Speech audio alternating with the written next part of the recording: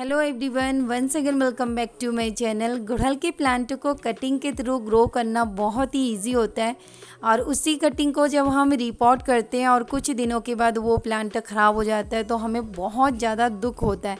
तो आज की वीडियो में यही शेयर करूंगी कि प्लांट को ग्रो करने के बाद जब बड़े पॉट में इसे शिफ्ट करते हैं तो कुछ बातों का हमें ध्यान रखना होता है। आप मान लीजिए ये कटिंग हमारा एक छोटा बच्चा ही है जो अभी बेबी ग्रोथ में है और उसी छोटे से बच्चे को अगर हमें बहुत अच्छा हेल्दी और स्वस्थ बच्चा बनाना है तो हम खाने पे ही फोकस करते हैं। तो उसी तरीके से जब हम कटिंग लगाते हैं और उसे बड़े से पॉट में उसे ट्रांसफ़र करते हैं तो उनके लिए जो सॉइल इम्पॉर्टेंट होता है, क्योंकि सॉइल में ही सारे पोषक तत्व होते हैं, उससे हमारा प्लांट बढ़ती है।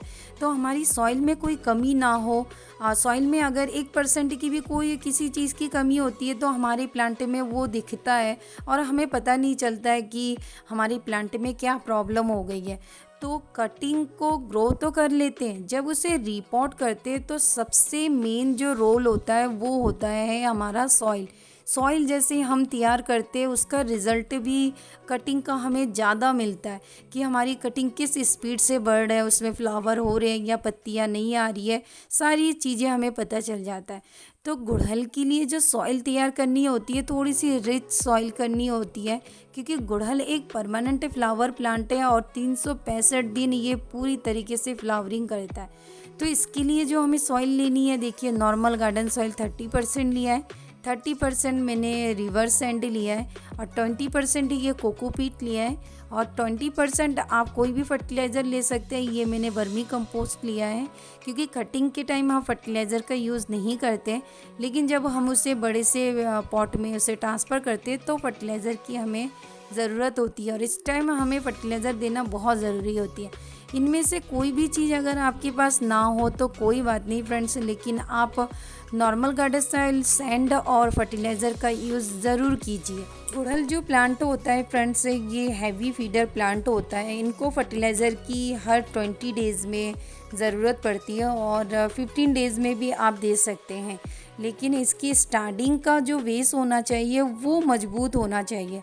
तो पहली सॉइल में जब इसे ट्रांसफ़र करते हैं छोटे से बड़े पॉट में तो इस बात का ज़रूर ध्यान रखिए फ्रेंड्स, रिच सॉइल तैयार करना बहुत ज़रूरी है। और गुड़हल के लिए आप कोशिश कीजिए जब भी कोई पॉट ले तो बड़ा लेने की इनके लिए ज़रूरत होती है, क्योंकि गुड़हल के जो रूट्स होते हैं वो बहुत ही जल्दी डेवलप हो जाते हैं और बहुत ज़्यादा घना हो जाता है।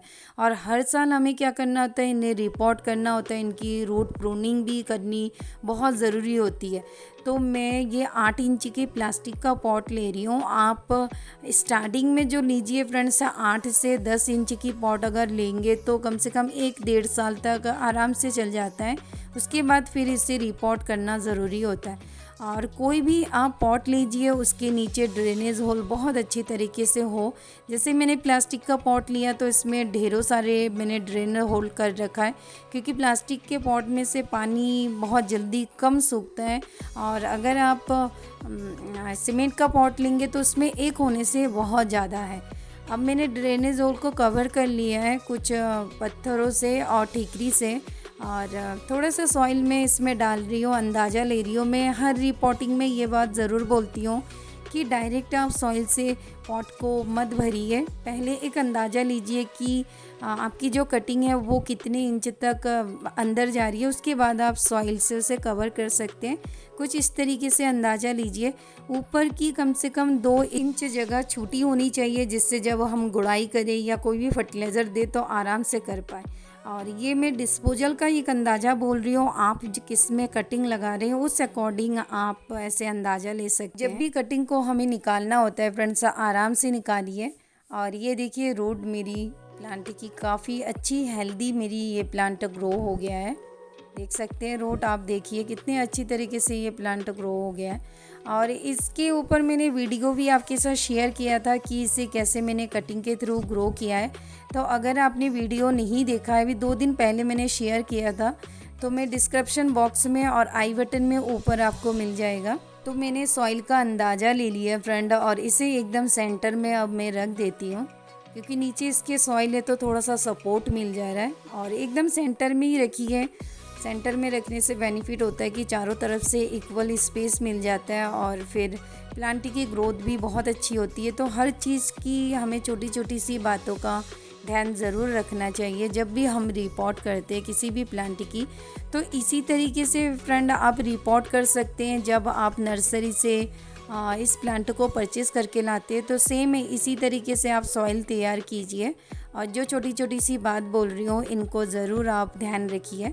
अब मैं सॉइल से इसे कवर कर लेती हूँ, लेकिन ऊपर की कम से कम 2 या 3 इंच तक मैं छोड़ दूँगी, जिससे आगे मैं जो गुड़ाई करूँ तो फिर मुझे स्पेस मिल जाए। इस प्लांट की मेरी रिपोर्टिंग इस तरीके से हो गई है और इसमें जो मैंने कटिंग लगाई है फ्रेंड्स, एक हाइब्रिड और एक देसी है। 2 वैरायटी मैंने एक ही साथ लगाया और दोनों का रिज़ल्ट बहुत अच्छा मिला है। अब जो ये दूसरा पॉट ले रही हूँ फ्रेंड्स, इनकी भी ड्रेनेज होल सेम उसी तरीके से हमें बंद करना है। आप किसी भी ठीकरी या पत्थर का या जो सूखा हुआ काव डंग का होता है फ्रेंड्स, उसे भी हम लगा सकते हैं, उससे भी बहुत ज़्यादा बेनिफिट होता है। और ये इस तरीके से मैं इसे अच्छी तरीके से कवर कर लूँगी, जिससे मेरी सॉइल भी ड्रेन आउट होके बाहर निकले और जब पानी दूँ तो ड्रेन आउट हो जाए आराम से। इस बात का ध्यान रखना बहुत ज़रूरी होती है फ्रेंड। बहुत लोग क्या करते हैं, छोटे छोटे से ड्रेनेज होल तैयार करते हैं और फिर उसमें से पानी भी नहीं निकल पाता है और हमारे प्लांट से धीरे धीरे फिर वो रूट्स में पानी जमते हुए हमारे प्लांट ही ख़राब हो जाते हैं।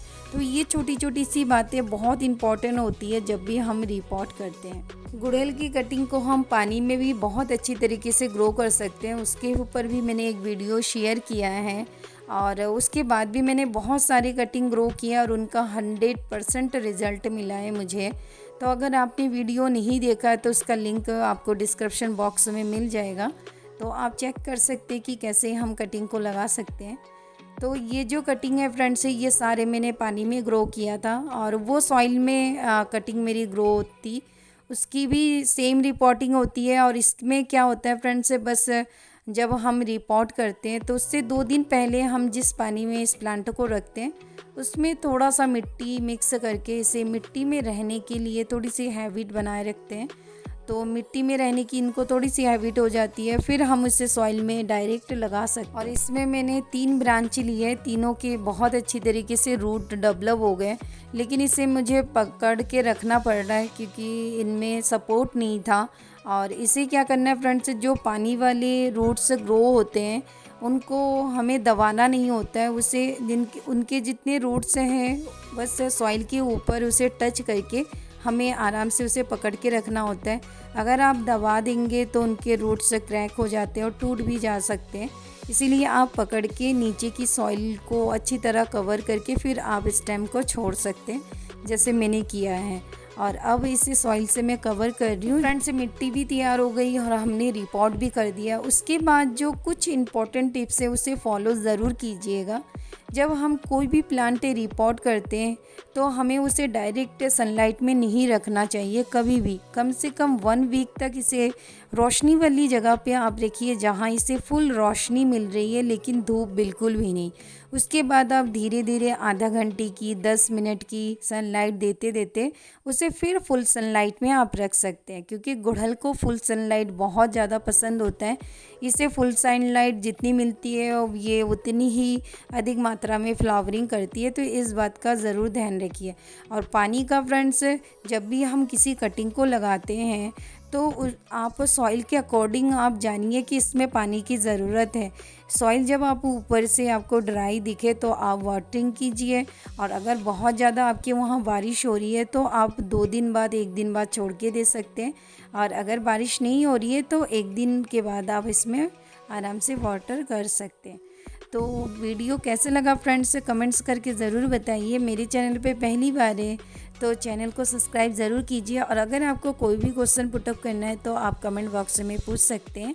तो नेक्स्ट वीडियो में मिलूंगी फ्रेंड्स, तब तक के लिए नमस्कार, bye, happy gardening, take care friends.